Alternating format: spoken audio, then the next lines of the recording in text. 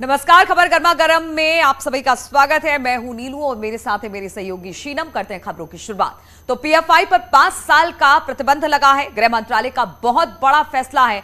Terror link के सबूत मिलने पर एक्शन हुआ है। कल हमने देखा कि किस तरह से अलग अलग पीएफआई के ठिकानों पर छापेमारी की गई और अब इस पर प्रतिबंध लगा दिया गया है। बहुत समय से इस पर प्रतिबंध लगाने की मांग उठ रही थी, यहां तक कि मुस्लिम समुदाय के अंदर से भी पीएफआई पर प्रतिबंध लगाने की बात उठ रही थी। अब गृह मंत्रालय का बहुत बड़ा फैसला आया है। टेरर लिंक के सबूत मिलने पर एक्शन हुआ है। कई ऐसे मामले थे जिसमें पीएफआई का नाम लगातार सामने आ रहा था। इसी को लेकर एनआईए और ईडी लगातार छानबीन कर रही थी, जांच कर रही थी। इससे पहले भी, कल के अलावा पहले भी बड़ी छापेमारी की गई थी। इस छापेमारी को अंजाम दिया गया। उसमें जो सबूत मिले उसी के आधार पर कल जो बड़ी छापेमारी हुई अलग अलग जगहों पर, उसके आधार पर अब पीएफआई पर 5 साल का प्रतिबंध लगा दिया गया है। गृह मंत्रालय का बहुत बड़ा फैसला है। टेरर लिंक के सबूत मिलने पर यह एक्शन हुआ है।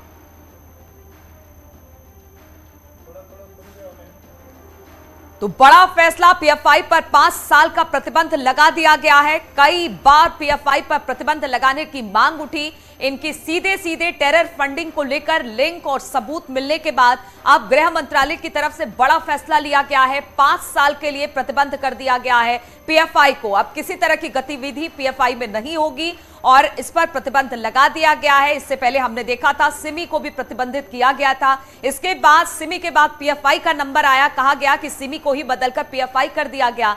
अब इस पर बड़ी कार्रवाई हुई है। कल की छापेमारी के बाद जो सबूत मिले हैं उसमें गृह मंत्रालय ने बड़ा फैसला लेते हुए टेरर लिंक के सबूत मिलने पर एक्शन पीएफआई के खिलाफ लिया है। और चलिए हरदोई की बात करते हैं। ट्रक ने 3 लोगों को कुचला है। तीनों की मौके पर मौत हो गई है। जेसीबी को टक्कर मारकर ड्राइवर ने ट्रक भगाया। ट्रक रोकने के लिए पुलिस ने जेसीबी लगाई थी। संडीला के नानक खेड़ा के पास यह हादसा हुआ है। 2 बाइक पर सवार 3 लोगों की मौत हुई है। गौसगंज मार्ग पर तेज रफ्तार से भाग रहे ट्रक को पकड़ा है।